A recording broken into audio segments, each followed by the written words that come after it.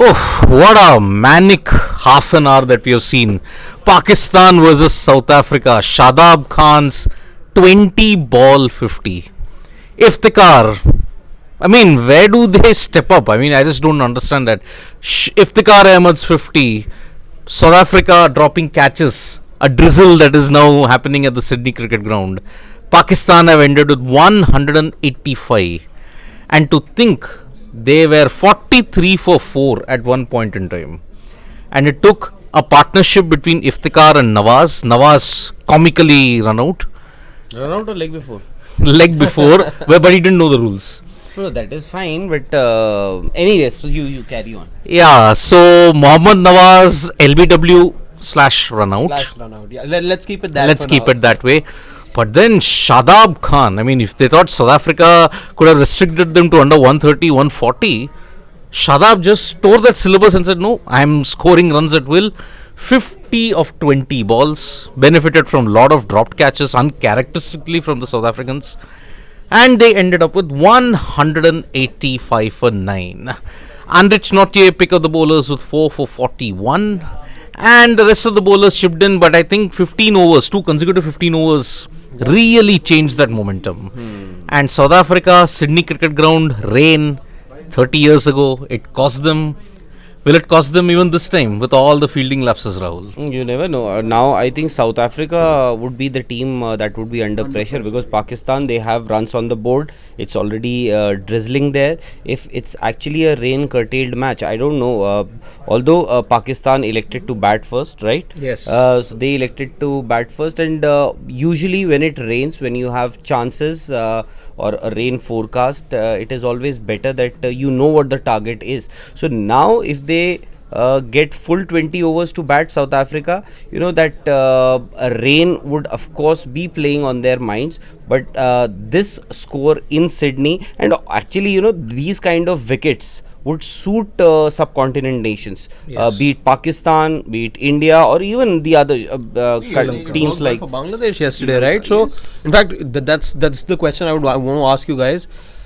Can we see South Africa come with the same mindset that we saw Bangladesh, let's say, come out with, you know, let's say the openers deciding to take on the bowlers, putting a target, and then there was a drizzle yesterday. So with the drizzle, could we see South Africa, you know, going for the jugular, let's say?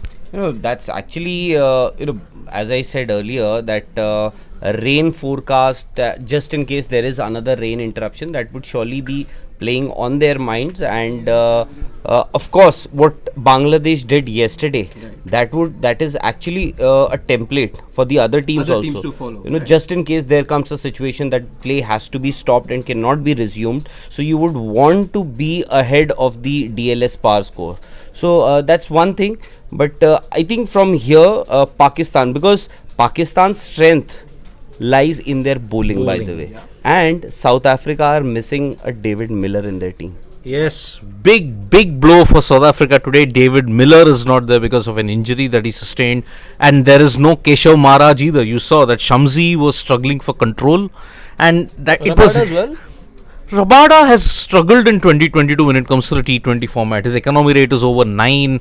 He's not had that penetration that you would want. So Just the one wicket today, right? yes, just the one wicket. Nortje, although he picked up 4, but towards the fag end, bowled a 19th couple of over, no balls, got hit for 6s by Shadab. So not a good end for him, and basically 186. Remember, equation is very simple. If Pakistan lose, or if the game is rained out, they are out of the tournament. Exactly. And South Africa, if they win, they will be the first team to qualify for the semi-finals from this group 2. In fact, they'll be the first team to qualify for the semi-finals in this entire tournament. T20 World Cup. In the entire tournament. And you know, I thought the intent from the Pakistani batters, especially the middle order, except for Mohammad Rizwan or Babar Azam. Mohammad Rizwan, of course, was dismissed for a duck. Then Babar Azam once again was found struggling. But the other batters, you know, that new guy, Mohammad Haris.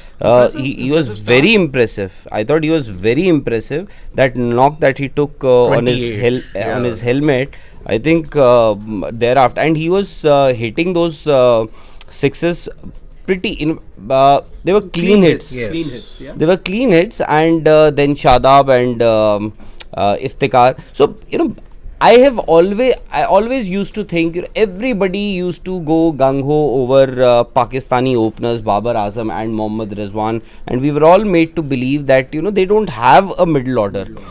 Two important games. I know they lost to Zimbabwe. Now in the end, that could actually prove to be the most important game for Pakistan that they lost. Yes. Two important games, the heavyweights I'm talking about, India and South Africa. Both the games, it was their middle order That's it. that got them out of the jail. Yes. First against India, in that game also Babar got out for a duck. Here Rizwan of course was dismissed for four, not a duck. So so that time also Iftikhar. So I was just a day after, ever since that match happened, I was just wondering, people have been saying Iftikhar, they don't have a middle order. A player like Iftikhar Ahmed, if he can play a counter-attacking innings against India when they had their backs against the wall, I'm sure there has to be something in that player. And even today, the kind of display, the kind of shots, the kind of strokes that we saw from him, clearing, as you said, he was clearing the distance, very comfortably. So very good knock, but just building forward, let's say, to the second innings now. And from a South African perspective, let's say, Temba Bavuma has been a matter of concern, as we were earlier speaking as well. Does this, given this total now, put more pressure on Quinton de Kock opening the batting? Okay, let me just make it clear. When there was a rain-affected game in Hobart, Yeah. Quinton de Kock scored 47 out of the 51 runs Yeah. that had to be made, and Temba's strike rate was 100. That was the best strike rate that he had. But he's had in this tournament, maybe? Yes, because he struggled in the game against India. He struggled even against Bangladesh. I think 9's been his highest score till now. Yeah. Has it been? No, he went to double figures in that game against India, right? With that 6. With Thanks that to that 6 that he hit. Yeah. So, Temba Bavuma's approach in this potentially rain curtailed game is going to be very, very important for South Africa. But again, Quinton de Kock, you're already lacking one attacking option in David Miller. So who gets South Africa to this total now? Is it de Kock and Russo, or are you looking at somebody else in the middle order, maybe a Klaasen, to put together these runs then? You would have to bet on de Kock because he has to, yes. And especially when you are chasing a score in the vicinity of 180, 190, you need a good start. Not just de Kock. I think maybe it's time that Bavuma also gets going. Whatever little score that he scored, I think time has come that at least do not add pressure to the other batters. Riley Russo, as we all know, that he is a batsman who gets runs in extremes. Yep. Either it's going to be a duck or a 50 or a century. Yeah. So that is they have informed players, be it de Kock, be it Then you got Heinrich Klaasen. Miller of course is not there. Stubbs is interesting as well in that. Yeah, Stubbs, they've You get to unleash. Well, he didn't do himself any favors by playing the rash shot against India. Yes, he's unneeded at that point. This will be a test of his temperament because look, the Pakistan bowling attack is also very, very good. Shaheen, Naseem, and also you have Nawaz and Shadab who can on this particular deck dry up the flow of runs in the middle overs. Plus there's Haris Rauf. And also the overhead conditions. Yep. You will also have to see if the ball is going to move around a bit. Yes. And that could be concerning for the South African batters because they are not just, it's not that they can move the ball both ways, but also with that pace. Right. So that's going to be interesting. But the way Pakistan batted today, it seemed that they had decided we have to go for it. Otherwise, There's nothing to lose, right? Exactly, Of course. nothing to lose, and because they know that if they lose this game, they're out of the T20 World Cup. So at least there was some intent.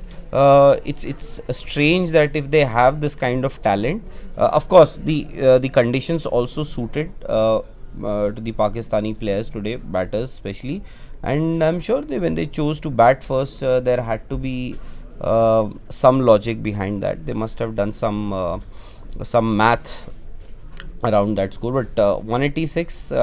It's a par score. I was just reading up. It is around 188 is what teams have averaged batting first in this ground. So it's very much a par score. But Harshit, I would still say in a pressure game, 185. Considering this tournament, how games have panned out, the kind of scores that teams have defended, and the kind of scores that teams have struggled. A score of 160. They have been very tricky scores. 185, I think, should be a good score. And especially it's a pressure game, So and how you do have say- South Africa. Let's just take a vote here. Who do you think has the upper hand right now? Pakistan for me. How about you? Same. I think that onslaught has gotten them rattled, and rain in the air. That will also scramble South Africans' brains a lot. 92, 2003, whenever rain has come in a major event, you've seen how South Africa crumble. Exactly.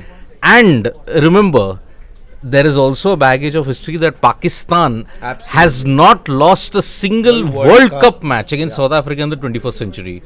Be it in the 2009 T20 World Cup, be it the 2010 World Cup, And then 2012 World 12. Cup, Yeah. 2015 World Cup, 2019 ODI World Cups, they have not lost. They last lost in 1999. I'm not including the Champions Trophy where they have won on a consistent basis against They them. need someone to do what Litton Das did yesterday for Bangladesh. Yep. At least to start with. And not lose wickets after a potential resumption. And 43 for 4 when Pakistan were 43 for 4, South Africa would have, in fact, should have seized that momentum.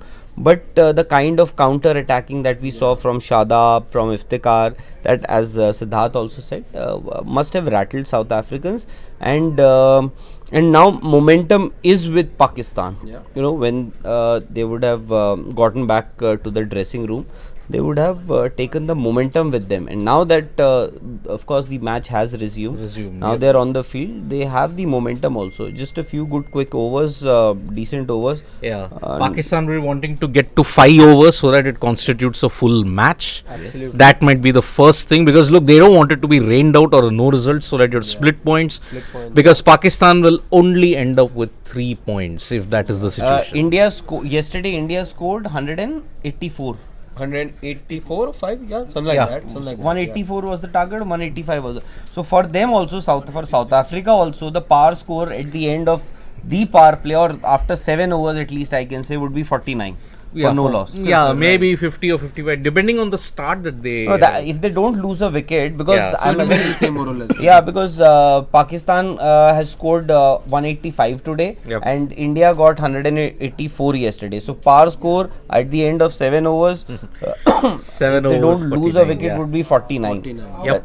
But now that the Oh my goodness! So we have already got an update. Quinton de Kock is out. So yeah. So it is totally advantage Pakistan at yeah. this point in time. We'll be back to know whether Pakistan stay alive in the T20 World Cup, or are they packing their bags and going home. So join us at the end of the match for all as the of now, discussion. they're doing everything to win this competition. Well, everything they that are. they can possibly actually can. tell you what exactly should be the par score.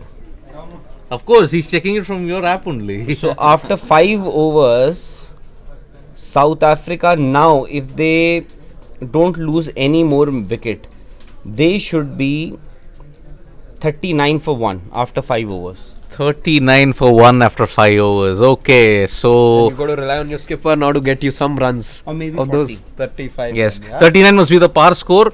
I think 40 would be the par score. I think 40. They should be 40 for Yeah. 1 at the end of. If you are addressing South African fans, overs. you have to say +1.